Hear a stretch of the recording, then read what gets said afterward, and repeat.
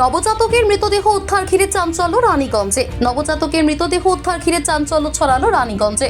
সূত্রের খবর, মঙ্গলবার রানীগঞ্জের রামবাগান ডক্টরস কলোনির একটি আবর্জনা স্তূপ থেকে রক্তাক্ত শিশুর মৃতদেহ উদ্ধার হয়। স্থানীয়রা দেখতে পেয়ে খবর দেয় রানীগঞ্জ থানায়। ঘটনাস্থলে এসে পৌঁছয় পুলিশের বাহিনী এবং অ্যাম্বুলেন্স।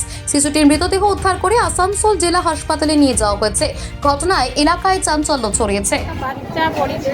আচ্ছা, কতক্ষণ ধরে আনুমানিক তাও পড়েছে? আমরা এই কিছুক্ষণ এলাম, এসে দেখছি যে বাচ্চাটা ওইখানে পড়ে আছে। এটা কোন জায়গা? রানীগঞ্জের এটা কোন জায়গা? এই যে রাজবাড়ি রামবাগান এরিয়া। বাগান এরিয়া। আচ্ছা, এখন কি হলো? পুলিশ এসেছিল তারপর? হ্যাঁ, পুলিশ এলো, দিয়ে পরে ওই অ্যাম্বুলেন্স এসে তুলে নিয়ে চলে গেল। মোটামুটি আনুমানিক কতক্ষণ ধরে তাও পড়েছিল এখানে ডাস্টবিনে? তা বলতে পার 1 ঘন্টা আমরা দেখছি। ডাস্টবিনে একটা ছোট বাচ্চা পড়েছিল। আচ্ছা আমরা কেউ খেয়াল করিনি। আচ্ছা সবাই হঠাৎ এসে বাচ্চাগুলোকে দেখছিল, তো আমরা দোকান থেকে বেরিয়ে এসে দেখতে পেলাম যে এখানে একটা বাচ্চা এরকম পড়ে আছে। আচ্ছা, মিনিমাম তাও আনুমানিক কতক্ষণ ধরে পড়ে থাকতে পারে এরকম কিছু জানা গেছে? আমরা তো প্রায় 30 থেকে 40 মিনিট ধরে দেখছি। কি হসপিটাল? আশেপাশে কেউ ফেলেছে হবে। আচ্ছা, হ্যাঁ, আশেপাশে ডাক্তার চেম্বার আছে, হসপিটাল আছে, যেহেতু এটা ডাক্তার কলোনি। মানে হতেই পারে এরকম। হ্যাঁ, হতেই পারে।